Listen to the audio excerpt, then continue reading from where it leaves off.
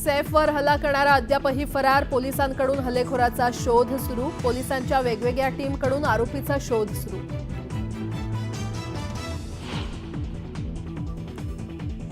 लीलावती रुग्णालयात उपचार घेत असलेल्या सैफ अली खानचा आज जबाब नोंदवणार। क्राईम ब्रांचची टीम घेणार सैफ अली खानचा जबाब, हल्ल्याची जाणून घेणार माहिती।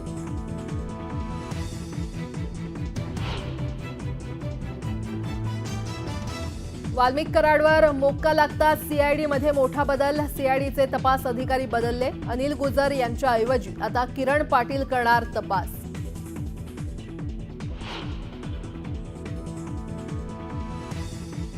बीडमधील 160 शस्त्र परवाने करण्यात आले रद्द, जिल्हाधिकाऱ्यांकडून मोठी कारवाई।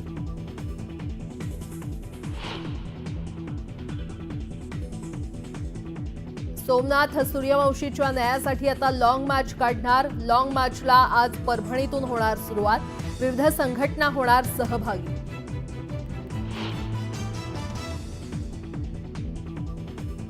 सामाजिक न्याय खात्याच्या मंत्रिपदी नियुक्ती झाल्यानं संजय शिरसाट सिडको अध्यक्षपदावरून पदमुक्त, नगरविकास विभागानं जारी केला शासन निर्णय।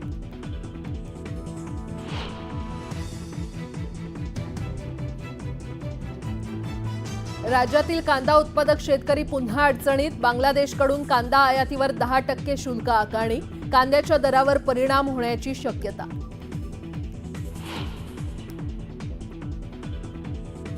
डोनाल्ड ट्रम्प यांच्या शपथविधीपूर्वी भारताला मोठं गिफ्ट, अमेरिकेनं भारतीय अणुसंस्थांवरील निर्बंध हटवले।